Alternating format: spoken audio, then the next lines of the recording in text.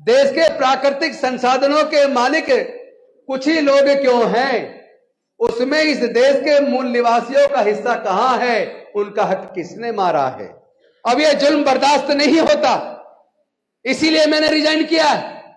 जिंदगी भर मंत्री बना रहूं और मेरी बहन बेटियों की इज्जत लूट के कत्ल होता रहे, तो मैं जवाब पूरे देश के कोने कोने में जाकर मांग रहा हूं।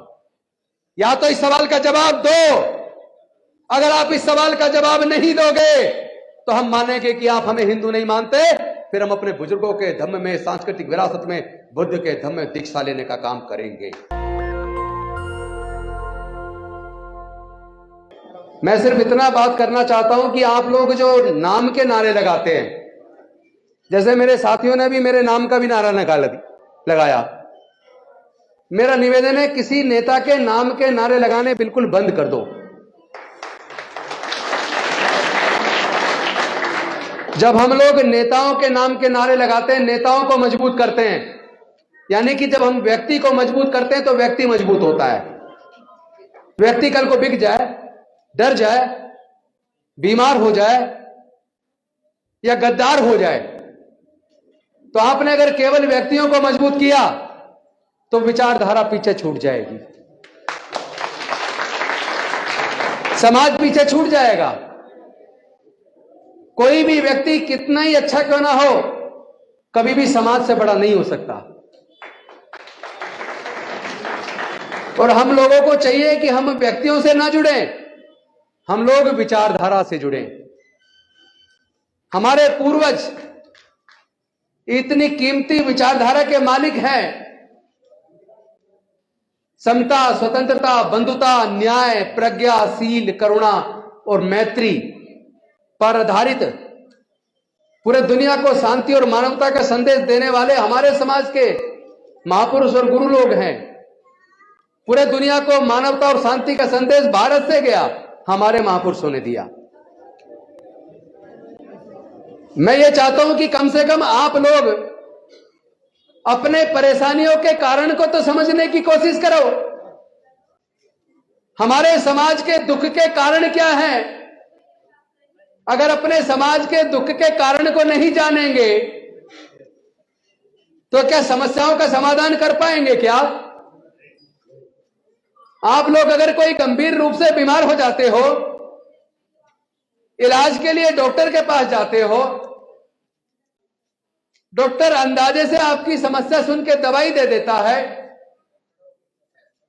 और दवाई खाने के बाद आपको जब इलाज ठीक नहीं होता तो आप वापस डॉक्टर के पास जाते हो नहीं जाते हो? जाते हो ना। जब डॉक्टर के पास वापस जाते हो तो वो सोचता है कि जो दवाई जिस बीमारी की समझ के दी थी,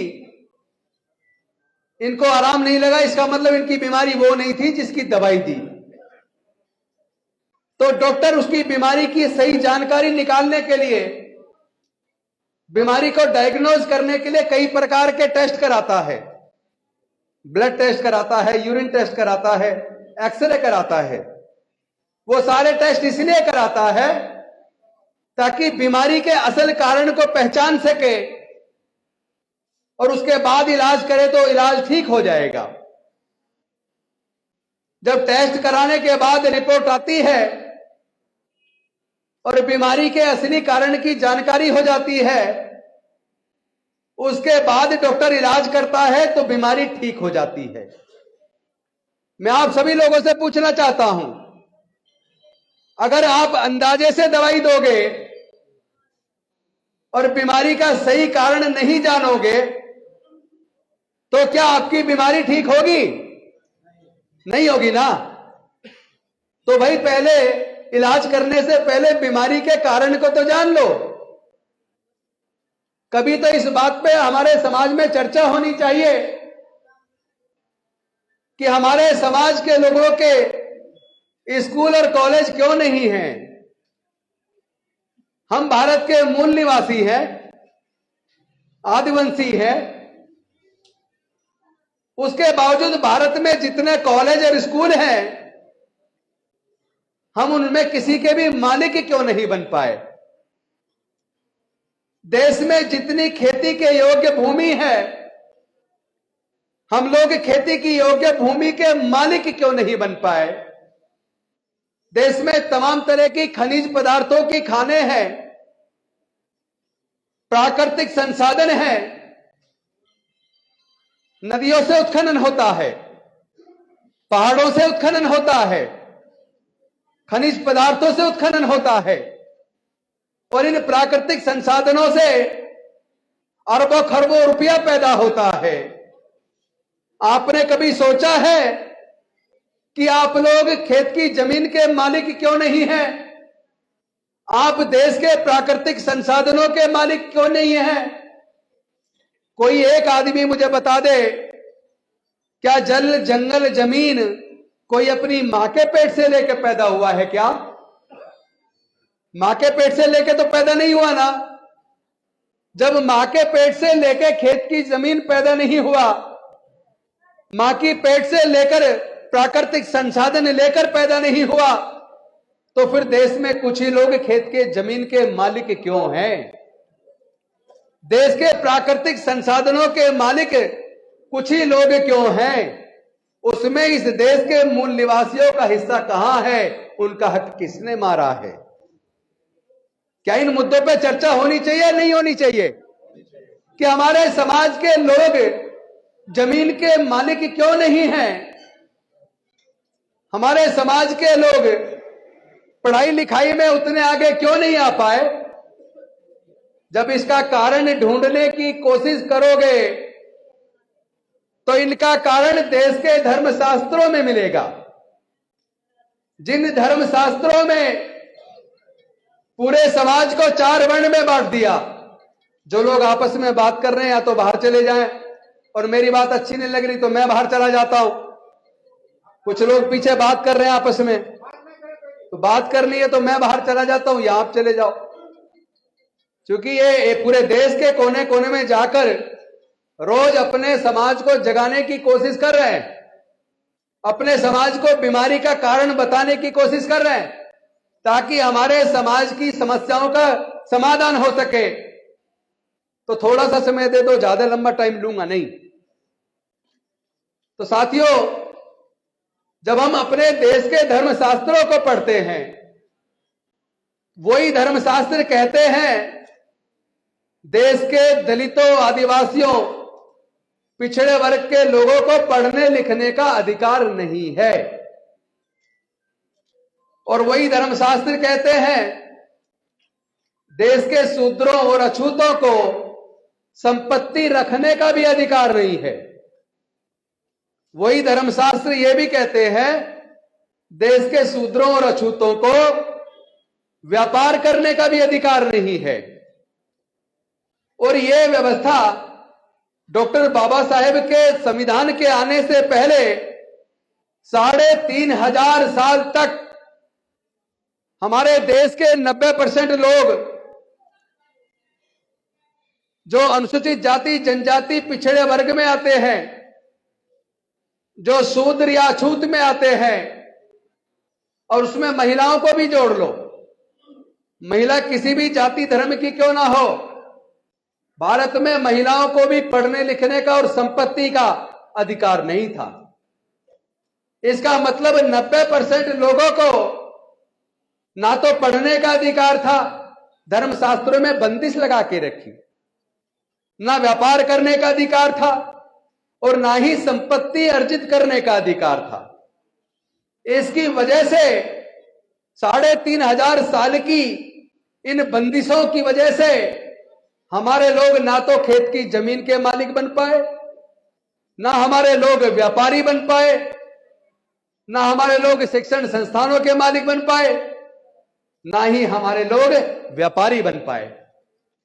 इस वजह से हम लोग इतने पिछड़ गए। लेकिन भला हो ऐसे में डॉक्टर बाबा साहेब अंबेडकर जी का।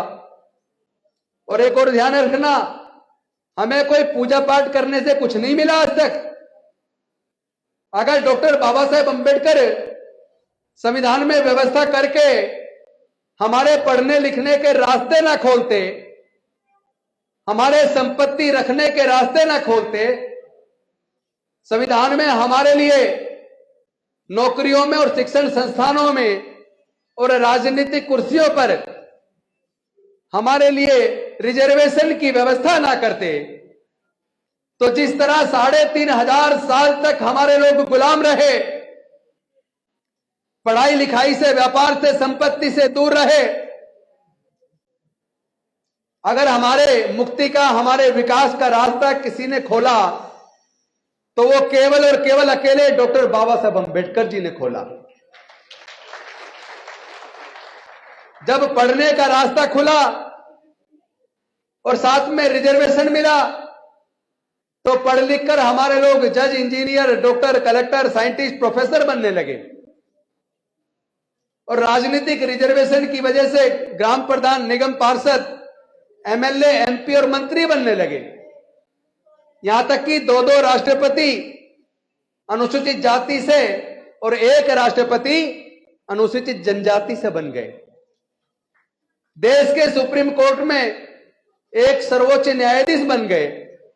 आज भी सुप्रीम कोर्ट में हमारे 2-2 जज हैं। कितने ही कलेक्टर हैं, डॉक्टर हैं, इंजीनियर हैं, जज हैं, प्रोफेसर हैं, साइंटिस्ट हैं। यानी डॉक्टर बाबा साहब अंबेडकर जी ने रास्ता खोला तो हम जज भी बन गए, इंजीनियर भी बन गए, डॉक्टर भी बन गए, कलेक्टर भी बन गए, प्रोफेसर भी बन गए, साइंटिस्ट भी बन गए। इसका मतलब काबिलियत तो हमारे समाज में पहले से थी, लेकिन हजारों साल से उस धार्मिक बंदिश की वजह से हमारे समाज के लोग आगे नहीं बढ़ पाए।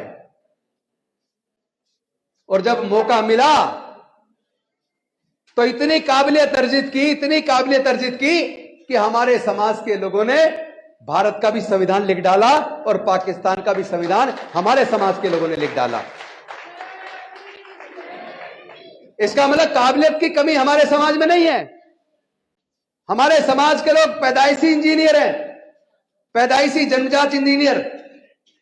हमें किसी के यहां जाकर ट्रेनिंग की जरूरत नहीं होती।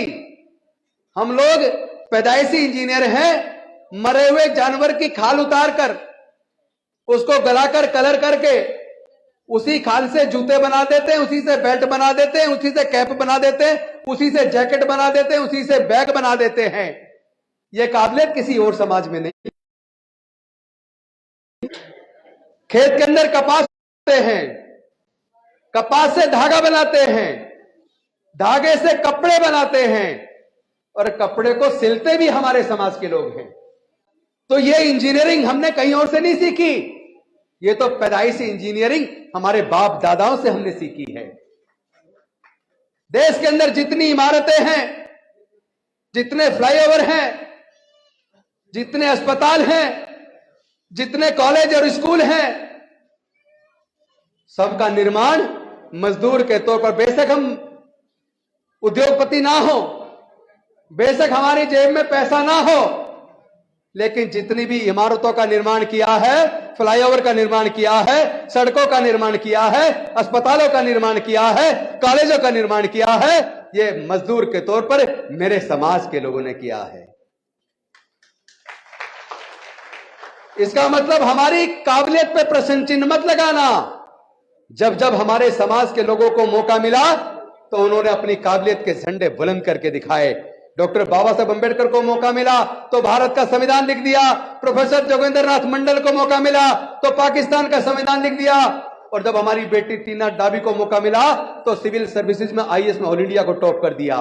फिर से हमारे एक बेटे को मौका मिला, सोनकर को, उसने सिविल सर्विसेज में, हमारे एक बच्चे ने सिविल सर्विसेज में टॉप कर दिया, नीट के अंदर टॉप कर दिया, जेई मेन के अंदर टॉप कर दिया।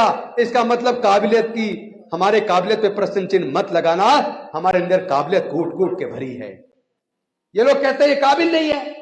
अरे मैं एक बात पूछना चाहता हूं, हम काबिल नहीं है ये तुम कह रहे हो।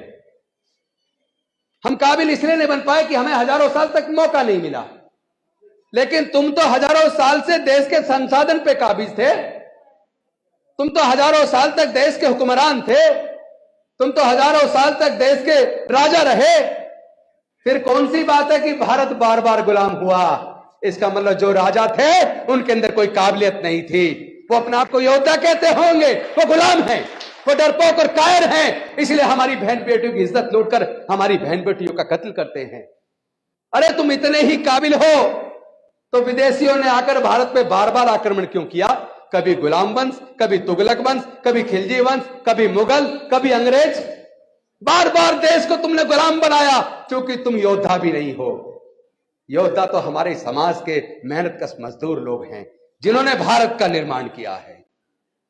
यह मैं आपको बता देना चाहता हूं, बीमारी का कारण है हम लोगों को अंधविश्वास की भट्टी में झोंक दिया, पाखंडवाद में झोंक दिया।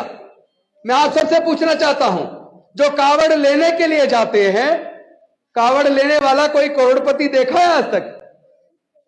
एक भी बता दो कोई करोड़पति कावड़ लेने जाता हो? अरे जिसके पास भरपेट खाना नहीं है, जिसके पास ढंग का कोई रोजगार नहीं है, उनके बच्चे फैक्ट्रियों से जो मजदूरी करते हैं 15-15 दिन की छुट्टी लेकर कावड़ लेने जा रहे हैं। किस लिए जा रहे हो भाई?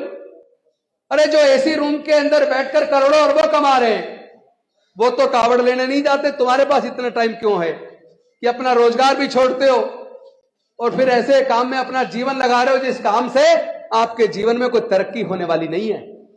जिन लोगों ने हमारे समाज में तरक्की की है वो मेहनत से लिए, पढ़ लिख कर की है। लेकिन यहीं पे एक सवाल पैदा होता है। हम लोगों ने सर्वे करवाया, प्रोफेसर माने जी इस बात के गवाह हैं, मट्टू जी भी उसमें, मुझे लगता है इन्होंने भी पूरा उसको स्टडी किया है, अपने पृथ्वी सिंह जी ने भी स्टडी किया। मुझे लगता है जितने मंच पे बैठे हैं और जो सामने बैठे हैं बहुत से लोगों ने शायद वो रिपोर्ट पढ़ ली होगी। हम लोगों ने एक सर्वे करवाया कि देश के सर्वोच्च न्यायालय में और उच्च न्यायालय में जितने जज हैं वो सरकारी स्कूलों से पढ़े हैं या प्राइवेट से पढ़े हैं? देश में जितने सीनियर डॉक्टर, सीनियर इंजीनियर हैं, सीनियर साइंटिस्ट, सीनियर प्रोफेसर हैं, वो सरकारी स्कूलों से पढ़े या प्राइवेट से पढ़े हैं?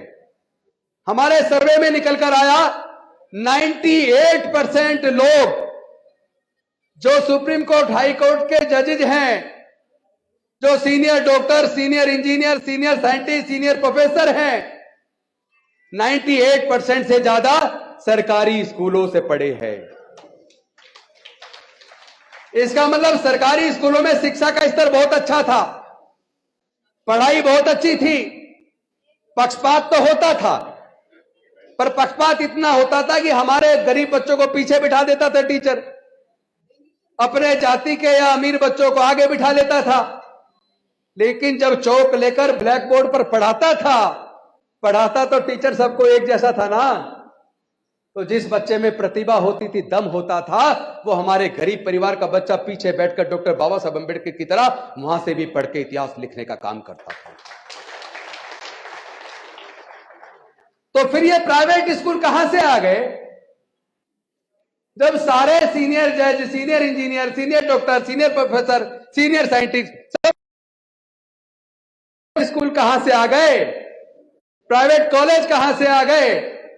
आपने देखा होगा किसी बड़े से बड़े हॉस्पिटल में जब भर्ती हो जाते हैं, इलाज होता है, जब स्थिति बिगड़ती है, लगता बचने वाला नहीं है, तो उसी प्राइवेट बड़े से बड़े हॉस्पिटल का डॉक्टर कहता है कोई जान पहचान हो तो सरकारी हॉस्पिटल में ले जाओ।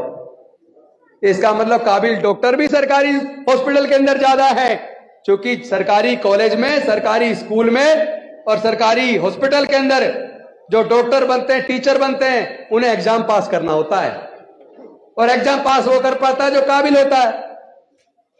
जो काबिल नहीं है उसका सरकारी नौकरी नहीं लगती, वो प्राइवेट स्कूल में पढ़ा रहा है, और प्राइवेट स्कूलों में फीस इतनी ज्यादा है।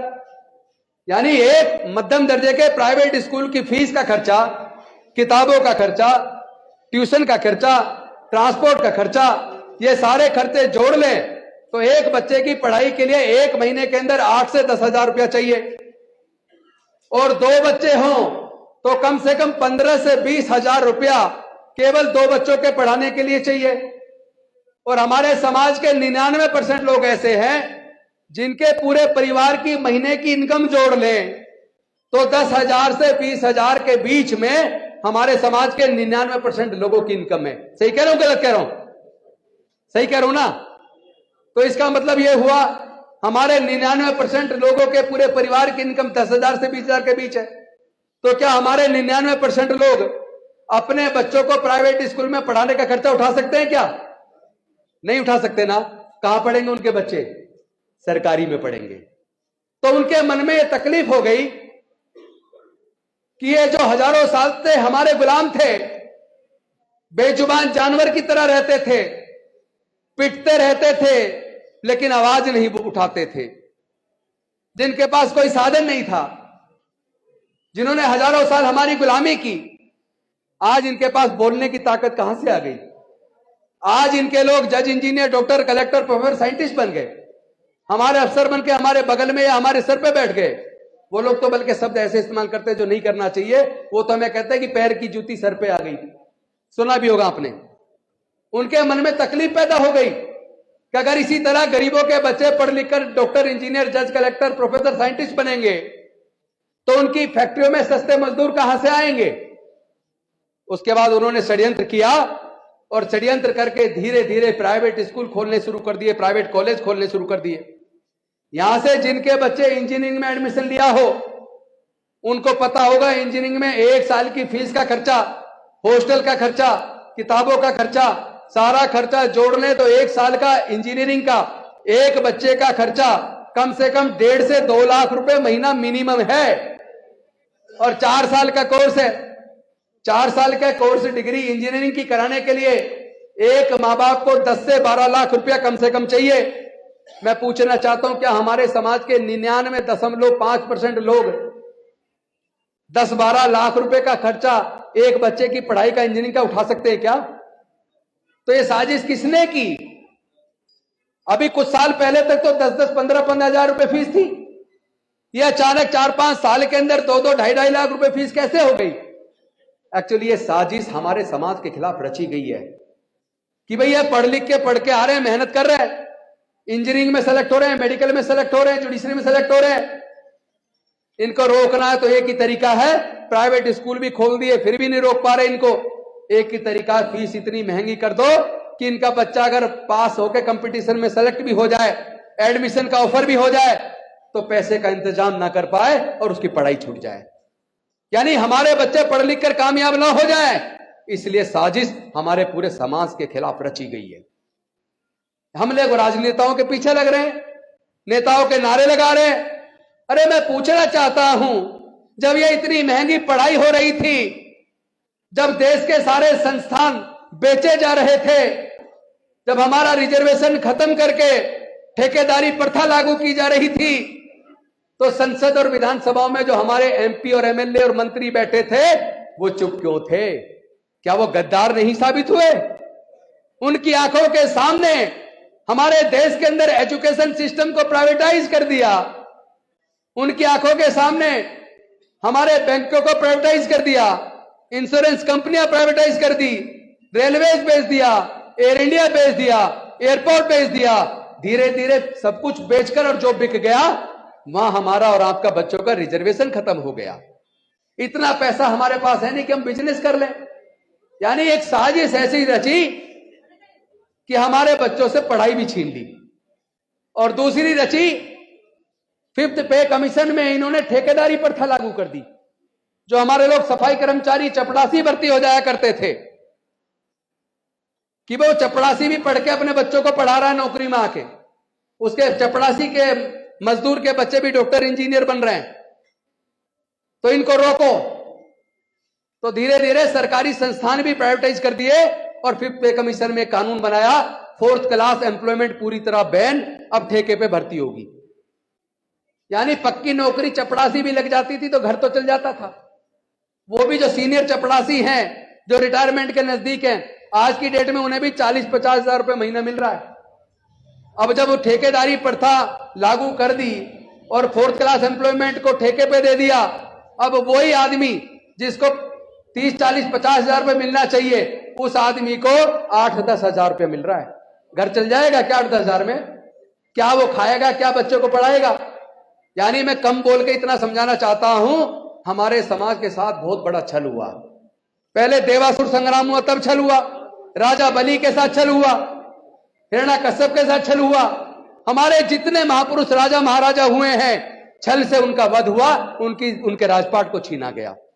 और जब बाबा साहेब के आशीर्वाद से फिर से हमारे लिए रास्ता बना, हम लोग पढ़ के आ गए, फिर से छल हुआ, और हमारे एजुकेशन को पूरी तरह प्राइवेटाइज कर दिया, सरकारी नौकरियों को प्राइवेटाइज कर दिया, यानी हमारे आगे बढ़ने के रास्तों को इन लोगों ने साजिश के तहत बंद कर दिया।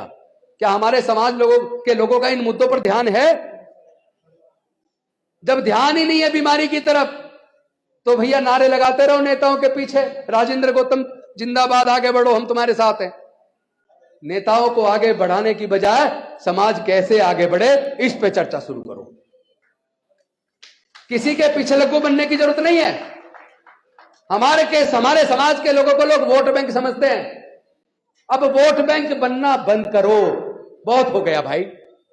कब तक वोट बैंक बने रहोगे? बहन बेटी की इज्जत लूट के उनकी हत्या की जा रही है, भाइयों की मूंछ रखने पर हत्या की जा रही है, पानी का घड़ा छू लेने पर हत्या की जा रही है, घोड़ा खरीद लिया तो उस पर हत्या की जा रही है, मंदिर में घुस गए तो प्रवेश करने पर हत्या की जा रही है, मूर्ति छू लेने पर हत्या की जा रही है। भाई कितना खून और बहाओगे हमारे समाज की बहन बेटियों का, हमारे भाइयों का? और अगर जुल्म के खिलाफ बोले तो पूरी बस्तियां जला दी जाती हैं। आप शायद भूल गए, मैं तो नहीं भूला भाई।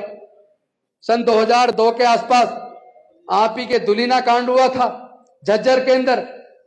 डीएसपी नरेंद्र कुमार की कस्टडी से 5 अनुसूचित जाति के लोगों को पुलिस के डीसीपी के सामने 5 की हत्या की थी। याद है आपको किसी को? उसके बाद गोहाना कांड हुआ, पूरी बस्ती जलाई गई। उसके बाद मिर्चपुर कांड हुआ, ये तो मैं हरियाणा के बता रहा हूं। पूरे देश के अंदर देखोगे, महाराष्ट्र में खैरलांची कांड हुआ, दादरी कांड हुआ, कुम्हेर कांड हुआ, पनवाड़ी कांड हुआ, हस्तिनापुर कांड हुआ, तसंदूर कांड हुआ, बेलची कांड हुआ। कितने कांड गिनाऊं? जो बिहार वाला जो कांड था, 58 दलितों को लाइन में लगा के गोलियों से भून दिया और सारे के सारे मुलजिमों को बाइज्जत बरी कर दिया। क्या हमारा खून इतना सस्ता है? आप हमारी बहन बेटियों की भी इज्जत लूट लोगे, उनकी भी हत्या कर दोगे, हमारे भाइयों की भी हत्या कर दोगे और फिर कोर्ट से भी छूट जाओगे और हम लोग चुप बैठे रहेंगे। अब चुप रहने वाले नहीं है। अब यह जुल्म बर्दाश्त नहीं होता, इसीलिए मैंने रिजाइन किया। जिंदगी भर मंत्री बना रहूं और मेरी बहन बेटियों की इज्जत लूट के कत्ल होता रहे, मूंछ रखने पर हमारे युवाओं की हत्या होती रहे, पानी का घड़ा छूने पर हमारे लोगों की हत्या होती रहे। अभी की बात है, थोड़े दिन पहले ही, मेरे ख्याल से 1.5 महीना हुआ है, यूपी के प्रतापगढ़ में मंदिर में घुस गया एक हमारा समाज का आदमी, उसकी हत्या कर दी। एक बच्चे ने मूर्ति छू ली भगवान की, उसकी हत्या कर दी। मैं पूछना चाहता हूं, अगर हम हिंदू हैं तो मंदिर प्रवेश में हमारे बच्चों की हत्या क्यों? अगर हम हिंदू हैं तो भगवान की मूर्ति छू लेने पर हमारी हत्या क्यों? अगर हम हिंदू हैं तो हमारी बहन बेटियों की इज्जत लूटकर उनकी हत्या क्यों? अगर हम हिंदू हैं और मूंछ रखते हैं तो हमारी हत्या क्यों? अगर हम हिंदू हैं तो पानी के घड़ा छू लेने पर हमारी हत्या क्यों? भाई सवाल का जवाब तो देना पड़ेगा या नहीं? बनता है सवाल, नहीं बनता है? जवाब देना पड़ेगा ना। तो मैं जवाब पूरे देश के कोने कोने में जाकर मांग रहा हूं, या तो इस सवाल का जवाब दो। अगर आप इस सवाल का जवाब नहीं दोगे तो हम मानेंगे कि आप हमें हिंदू नहीं मानते, फिर हम अपने बुजुर्गों के धम्म में, सांस्कृतिक विरासत में, बुद्ध के धम्म में दीक्षा लेने का काम करेंगे। आप हमें रोक नहीं पाओगे। आप लोग भारत के दुश्मन हैं, जो भारत के लोगों को जिन्होंने वर्णों में और जातियों में बांट दिया, जो छुआछूत करते हैं, किसी को जन्म से नीच, किसी को जन्म से ऊंच। ये कौन सी व्यवस्था है भाई? पूरे दुनिया के अंदर जातियां नहीं है, अमेरिका में जातियां नहीं है, जापान में जातियां नहीं है, चाइना में जातियां नहीं है, इंग्लैंड में जातियां नहीं है, रसिया में जातियां नहीं है, ऑस्ट्रेलिया में जातियां नहीं है, न्यूजीलैंड में जातियां नहीं है, इटली में जाति नहीं है, स्पेन में जाति नहीं है, फ्रांस में जाति नहीं है, जर्मनी में जाति नहीं है। मैं पूछना चाहता हूं, जब पूरे दुनिया में जाति नहीं है तो केवल भारत में जाति क्यों है? जातियों को किसने बनाया? यह सवाल पैदा होता है या नहीं होता? जातियों को किसने बनाया और जातियों के बनने से किसको फायदा हुआ और जातियों के बनने से किसको नुकसान हुआ? यह सवाल बनता है नहीं बनता? इसका जवाब मिलना चाहिए। बात बहुत सारी है करने के लिए, लेकिन लास्ट में मैं एक सवाल पूछना चाहता हूं।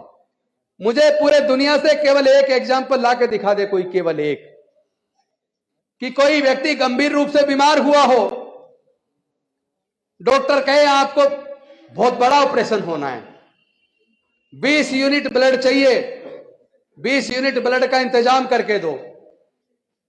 तो जिसका ऑपरेशन होना है, जिसको जान बचाने के लिए 20 यूनिट ब्लड की जरूरत है, मुझे पूरे दुनिया से केवल एक एग्जाम्पल लाके कोई भी व्यक्ति दिखा दे कि जिसको ब्लड की जरूरत है जान बचाने के लिए, जिसका ऑपरेशन होना है, उसने ये कहा हो कि मैं तो अपने शरीर में केवल ब्राह्मण का ब्लड स्वीकार करूंगा,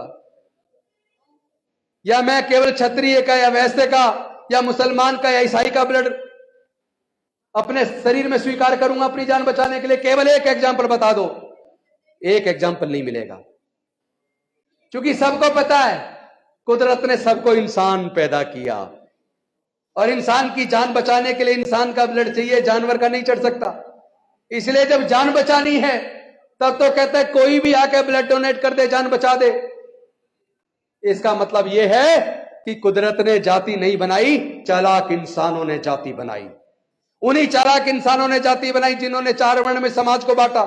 उन्हीं चालाक इंसानों ने जातियां बनाई जिन्होंने धर्मशास्त्र में लिखा शूद्रों को और अछूतों को पढ़ने का अधिकार नहीं है, शूद्रों और अछूतों को व्यापार करने का अधिकार नहीं है, शूद्रों और अछूतों को संपत्ति रखने का भी अधिकार नहीं है। यही कारण है कि हजारों साल के बाद भी आज तक हमारे लोग ना जमीन के मालिक बन पाए, ना बड़े व्यापारी बन पाए, और ना ही हमारे लोग संसाधनों के हिस्सेदार बन पाए। लास्ट में एक बात कह के, चूंकि हमारे लोगों की याददाश्त कमजोर है, हमारे लोग या तो अंधविश्वास में, पाखंडवाद में, पूजा पाठ में लगे रहते हैं, और हमारे ही लोग दूसरों की गुलामी करने में लगे रहते हैं। अपने बहन भाइयों को तो जरा सी बात पे लाठी निकाल के दिखाते हैं और खुद पिटते रहते हैं, पूरी जिंदगी गुलामी करते रहते हैं। अरे भाई, कम से कम अपने समाज को पहचानो, आपस में भाईचारे का रिश्ता पैदा करो। जब जाति कुदरत ने नहीं बनाई तो हम अपने अंदर जातिवाद क्यों फैला रहे? क्या हम आपस में रोटी बेटी का रिश्ता कर रहे हैं क्या? जब हम कह रहे हैं हम आदिवंशी हैं, हम सतगुरु रविदास जी के वंशज हैं, हम तथागत बुद्ध के वंशज हैं, हम डॉक्टर बाबा साहब अंबेडकर के बच्चे हैं, फिर हम आपस में रोटी बेटी का रिश्ता क्यों नहीं करते? हम अपने बच्चों की शादी में फिर अपनी जाति क्यों ढूंढते हैं? क्या आप इस बात से सहमत हैं कि हमारे साथ जो उत्पीड़न होता है जाति की वजह से होता है? एक बार हाथ खड़ा करके बता दो अगर एग्री हो तो। हमारे साथ जाति की वजह से उत्पीड़न होता है ना? तो अगर जाति की वजह से उत्पीड़न है, इसका मतलब जाति सबसे बड़ी बीमारी है। तो क्या हम जाति खुद छोड़ने को तैयार हैं? भाई, क्या जाति छोड़ने को तैयार हो तुम? तो तुम खुद जाति छोड़ोगे तो जातिवाद खत्म होगा। अगर जाति की वजह से उत्पीड़न है और तुम ही जातियों को जिंदा रखे हो, तो फिर जातिगत उत्पीड़न से मुक्ति कैसे मिलेगी? तो मैं तो पूरे देश में जाकर अपने समाज को इसके लिए तैयार कर रहा हूं कि भैया, वो तो जातिवाद खत्म नहीं करेंगे, क्योंकि जातियों के बने रहने से उन्हें फायदा है, हमें जातियों के बने रहने से नुकसान है। तो हम ही को जातियों को खत्म करने की पहल करनी होगी। क्या आप लोग तैयार हैं? तो भैया, बीमारी समझ लो, बीमारी जातिवाद है। सारी बीमारियों की जड़ में ये जातिवाद है, और इस जातिवाद ने हमारे समाज को भी हजारों टुकड़ों में बांट दिया है। तो आगे की लड़ाई लड़ने के लिए हम केवल नेताओं के पीछे ना पड़े, 3-4 चीजों को अपना लें बस।